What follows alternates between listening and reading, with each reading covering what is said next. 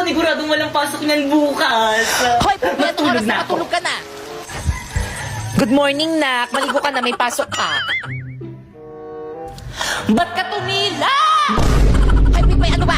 Sinabing maligo ka na, may pasok ka. Lagot ka talaga sa akin. Mga mare, pakialis naman ako ng mga uban ko sa buhok. Kaya totoo ba? Baka makalbo ka. Uban to lahat eh. Ayan ba yung Ay, alam ni Mari, Susan? nakikita niyo ba yan? Oo, Parang tayo buntis yan. Oo, alam niyo ba kung sino-sino mga classmate yan dinadala niyo sa bahay Kaya nila? siguro maagang Grabe na talaga nabuntis. yung mga kabataan ngayon ang lalandi.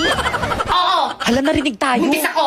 Ay, O, diba sabi ko sa inyo Oo, eh. kaya pala. Oo, diba? Hindi Sabi ako ko sa inyo, ayaw nang maniwala sa akin eh. Ilang months na yan? Magti 3 months. Ay, magti-3 O, diba 3 months? Sabi ko sa inyo eh. O. Sino kayang tatay niya? Malalaman nyo kasi kapag buntis yung isang babae, medyo lumalaki yung tiyan. pala, Tignan nyo lumaki sa yung tiyan kanya. mo, no?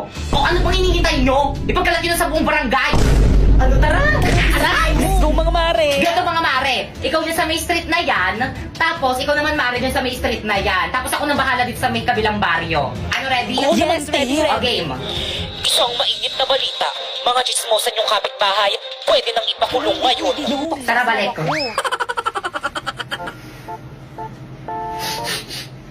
Bango naman ni kuya.